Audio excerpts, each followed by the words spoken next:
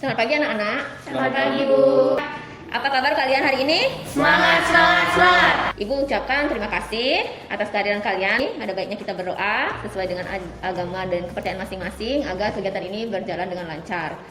Berdoa dimulai, doa selesai. Perkenalkan, nama Ibu Aprilia Dewi Anggriadani. Boleh panggil Ibu April atau Ibu Lia. Teman-teman, nama saya Gita. Saya juga teman-teman, perkenalkan nama saya Renita. Halo teman-teman, perkenalkan nama saya Gris Wijaya. Hai teman-teman, perkenalkan nama saya Karinda Dewi. Ya. Apakah kalian tahu alasan kenapa kalian diundang pada kegiatan hari ini? Nggak tahu, Bu.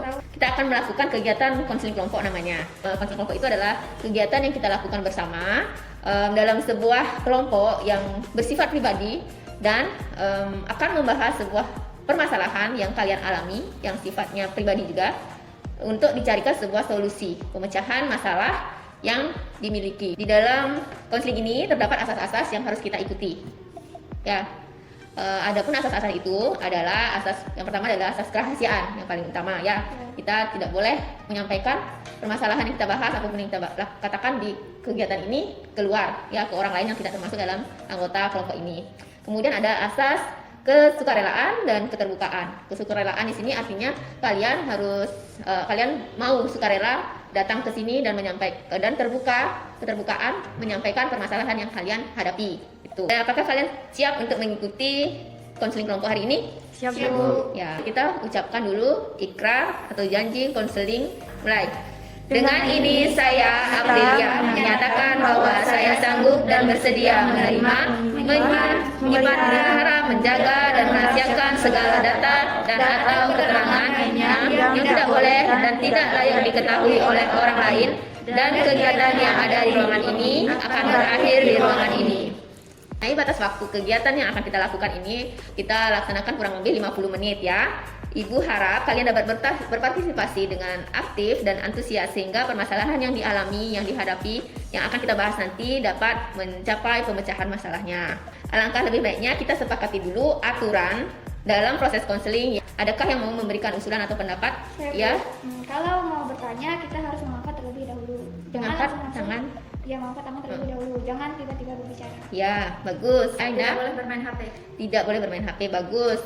Ya Bu, harus Ya. memperhatikan teman yang sedang berbicara. Harus memperhatikan teman yang sedang bicara ya. Kita fokus ya pada kegiatan. Saya, Bu. Ya. Nggak boleh ngejek pendapat orang lain. Tidak boleh mengejek pendapat orang lain. Ya, betul sekali. Terima kasih anak-anak ya. Berarti bisa disetujui itu. Siap, setuju, Bu. Ada yang ingin ditanyakan sebelum kegiatan kita mulai? Ya, itu. Kan di sini kita membicarakan tentang masalah kita. Tapi masalah kita banyak Bu, apakah bisa diselesaikan semua di ruangan ini? Ya. Nah, terkait dengan masalah yang akan kita bahas, kali ini kita akan membahas permasalahan sesuai dengan hasil analisis dari angket kebutuhan peserta didik yang telah kalian isi kemarin beberapa hari yang lalu itu. Diperoleh data bahwa ada kalian memilih pernyataan tidak bisa mengelola emosi dengan baik. Nah, di sini akan diangkat permasalahan itu untuk kita bahas bersama. Sudah bisa dimengerti apa yang akan kita bahas? Apakah ada pertanyaan lagi? Sudah, Bu. Tidak ada, Bu. Kita akan memilih sebuah permasalahan yang kalian miliki, yang mana kita akan memilihnya dari tingkat seberapa penting dan seberapa urgent masalah itu untuk segera diselesaikan. Ya. Saya dulu, Bu. Ya. Jadi saya ini sering sekali cepat marah, cepat tersinggung apabila diberikan nasihat. Kamu cepat marah dan tersinggung bila diberi nasihat. Ya. Saya Bu, Ya. kadang-kadang jika terlalu banyak tugas saya merasa sensitif dan uring-uringan. Ketika ada tugas menumpuk gitu ya kamu sensitif dan uring-uringan jadinya. Saya, Bu. Ya. Jadi gini, setiap saya dikasih nasihat sama orang tua atau orang lain, saya merasa marah dan emosi, Bu. Kayak nggak terima gitu, aneh rasanya. Kamu merasa ada sesuatu yang aneh. Kenapa kamu ketika dinasihati kamu marah ya nggak terima Ya, gitu? Saya, Bu. Ya. Kalau saya sering bertengkar dengan keluarga saya, padahal halnya cuma sepele, Bu. Kamu sering mempermasalahkan hal-hal sepele sehingga menyebabkan pertengkaran ya di keluargamu. Baik, nah karena sudah semua menyampaikan masalah, permasalahannya hampir sama yaitu ya sepertinya sulit mengelola emosi ya. Kira-kira dari masalah-masalah tadi itu, masalah mana yang penting yang perlu kita bahas lebih dahulu? Menurut saya masalah kita, Bu, karena saya rasa masalahnya perlu ditangani dengan segera. Saya juga setuju dengan Indah, Bu. Masalah kita juga, Saya juga ya. setuju dengan pendapat Indah dan Suryanita Bu. Kita juga merasa bahwa permasalahan kita lebih harus segera kita selesaikan dulu ya. Kita harus membantunya ya. Bagaimana kita? Apakah kita setuju untuk membicarakan masalah kita? Setuju, Bu. Sebelum kita lanjut, Ibu akan memberikan lembar kerja.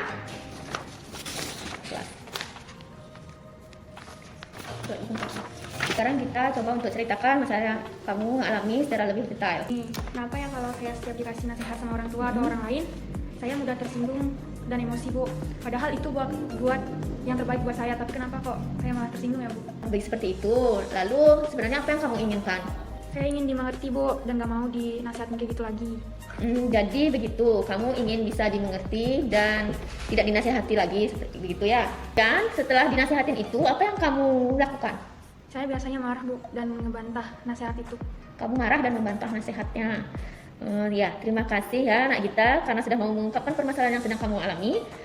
Anggota kelompok yang lain silakan memberi tanggapan atau saran ataupun masukan atau pertanyaan boleh. Silakan. Saya ingin bertanya, Ya. emang apa yang kamu lakukan saat itu sampai diberikan nasihat oleh orang tua?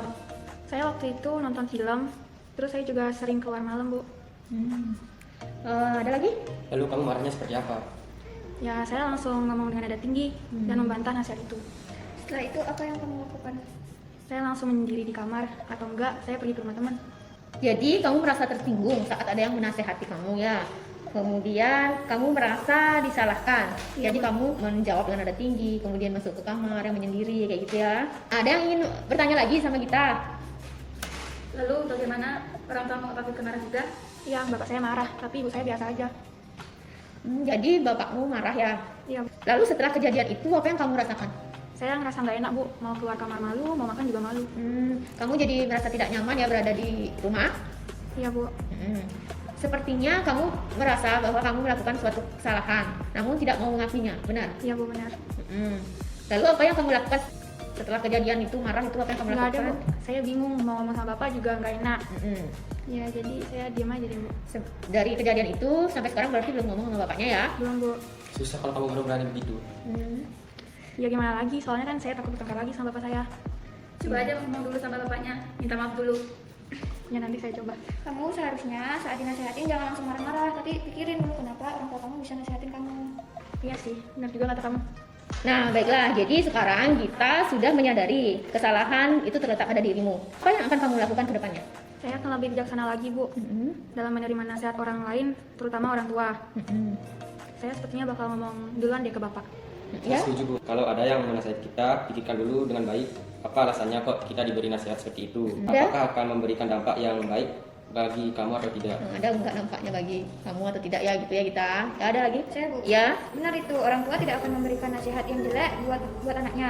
Itu tandanya orang tua sayang sama anak. Kasih sayangnya ditunjukkan dengan cara memberi nasihat supaya kamu tidak melakukan hal negatif. Oh, ternyata gitu ya. Saya baru paham. Dan Iya. ternyata benar sikap saya salah. Iya, kamu harus minta maaf dulu sama orang tuamu. Besok-besok kalau kamu merasa tersinggung atau marah, coba berhenti jangan melakukan kegiatan apapun. Terus kamu lakukan kegiatan tarik napas, lalu hembuskan secara pelan-pelan. Lakukan hal itu sebanyak 10 kali agar kamu rileks dan bisa menahan emosimu. Wah, bagus sekali ya semua saran dan masukan dari teman-teman. Ibu juga setuju dengan apa yang dikatakan oleh teman-teman yang lainnya. Juga tadi teknik relaksasi yang disampaikan oleh Indah juga itu sangat bagus ya. Terima kasih ya anak-anak. Ya Bu, sama-sama. Nah sekarang Ibu minta coba untuk kita bayangkan nih suatu kondisi ketika kamu meneruskan sikap kamu ini yang salah ini, kamu tidak rubah gitu kan? Apa kira-kira hal yang paling buruk yang akan terjadi? Mungkin saya bakal bertengkar, Bu, sama orang di sekitar saya. Dan saya juga nggak punya teman dekat. Jadi akan membuat cara sehingga kamu dijauhi oleh orang-orang sekitar ya, karena kamu cepat marah karena tidak terima gitu dinasihatin kayak gitu ya. Kamu berarti ke depannya harus membuat rencana ya. Ibu minta kamu membuat langkah-langkah atau rencana yang akan kamu lakukan ke depannya untuk dapat mengelola emosi kamu. Silahkan dituliskan dulu. Ini, Bu. Udah? Oke. Baik, bagus sekali ya. Jadi setelah ini kamu akan berencana untuk lebih memahami lagi orang lain yang ada di sekitarmu ya, terutama orang-orang yang akan memberikan kamu nasihat ya.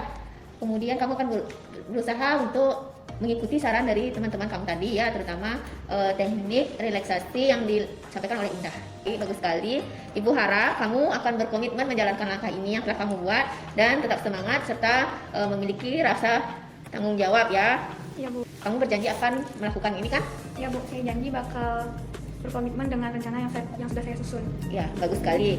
Ibu yakin kita bisa melakukan langkah-langkah yang sudah kita buat ini. Nah, untuk teman-teman yang lain, bantu Ibu untuk memantau perkembangan dan perubahan dari kita ya. Apabila kita lalai atau melanggar dari janji dan komitmen yang telah dia buat, kalian berhak untuk mengingatkannya.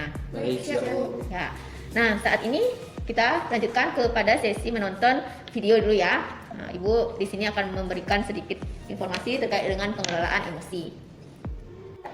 Kepiting itu adalah hewan yang sangat emosional.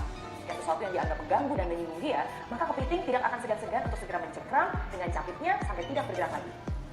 Jangan jadi seperti kepiting yang mudah terperangkap dalam kemarahan. Bisa-bisa nanti malah dipancing orang. Rugi loh, rugi sekali bahkan. Bisa kehilangan teman, kehilangan kerjaan, kehilangan jabatan, kehilangan berkat, bahkan kehilangan nyawa. Ngomong, emosi meliputi suatu perasaan dan pikiran halus, suatu keadaan biologis dan psikologis, dan serangkaian kecenderungan untuk bertindak. Jadi, emosi merupakan pelaku utama yang mendorong seseorang untuk memberikan respon dari setiap rangsangan yang diberikan. Berikut adalah cara untuk mengendalikan emosi. Yang pertama yaitu menenangkan pikiran. Yang kedua, mencari kesibukan.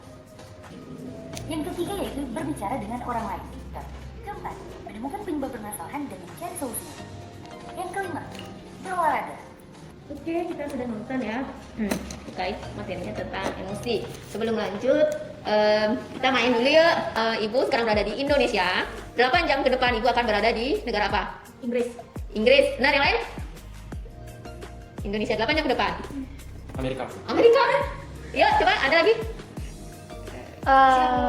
Singapura. Apa lagi namanya? Kamu Inggris ya tadi? Oke, udah itu Indonesia 8 jam. Indonesia. Inggris benar, Indah. Negara lainnya iya apa ya?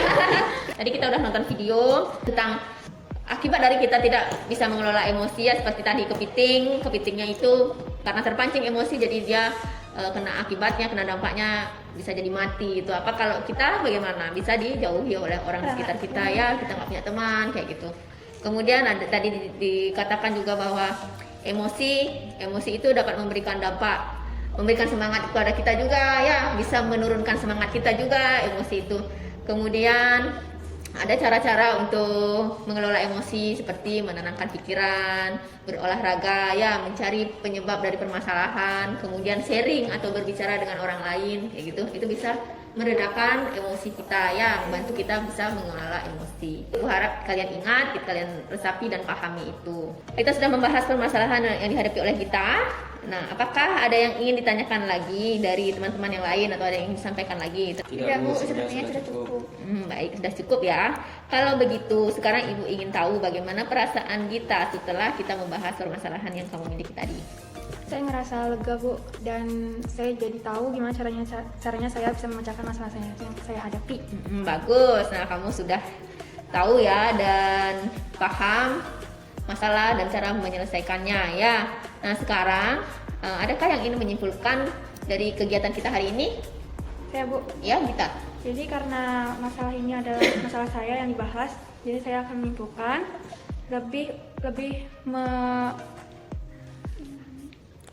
memahami orang yang memberi kita nasihat dan mencari tahu kenapa dia bisa menasehati kita dan apa salah kita sampai dia bisa menasehati kita, dan cara agar kita bisa mengontrol emosi kita dengan cara yang dikatakan Indah tadi.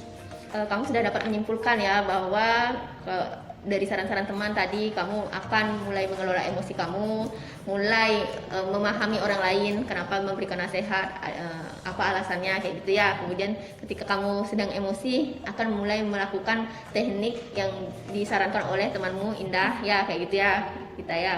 Baik, bagus sekali kita. Apakah ada yang ingin menyampaikan kesan-pesan setelah kegiatan? Ya, Indah silakan. Saya juga merasa senang karena bisa membantu dan mencari tahu masalah yang dihadapi oleh teman-teman. Merasa senang bisa membantu ya. Saya Bu, Ya. saya merasa termotivasi dan senang jika bisa berbagi pendapat bersama teman-teman. Bagus, kamu ada motivasi ya setelah mengikuti kegiatan ini. Saya, Bu, Ya. ternyata menyenangkan bisa berbagi pikiran bersama teman-teman. Kamu merasa senang ya menyenangkan kegiatan ini ya, berbagi cerita ya. Bagus. Sepertinya kalian semua sudah bisa mengambil makna dan hikmah dari kegiatan kita hari ini ya. Nah, ini nanti Ibu ada sebuah form dari Google Form yang isinya adalah tentang evaluasi kegiatan hari ini, akan Ibu kirimkan ke WA kalian masing-masing ya. Setelah kegiatan ini diisi ya, kirimkan. Udah masuk? Udah, Bu. Udah ya. Jadi jangan lupa diisi. Kemudian terima kasih sekali lagi Ibu ucapkan karena waktu kita sudah hampir habis ya. Kita agendakan konseling kelompok untuk membahas permasalahan yang lain di lain waktu ya. Di tempat yang sama ini juga Ibu berharap tidak ada halangan atau kendala sehingga kita bisa melakukan kegiatan lagi. Setuju? Setuju, Bu. Kita cukupkan dulu kegiatan hari ini ya. Terima kasih atas partisipasi aktif kalian pada sesi hari ini. Semoga apa yang kita bahas pada hari ini dapat bermanfaat bagi kita semua, khususnya kita ya. Semoga bisa dijalankan langkah-langkah yang telah dibuat tadi, komitmen untuk menjalankan itu ya. Nah, sebelum kita akhiri, mari kita berdoa. Berdoa mulai. Doa selesai. Ya, anak-anak terima kasih Ibu akhiri. Ya, selamat siang. Selamat siang, Bu.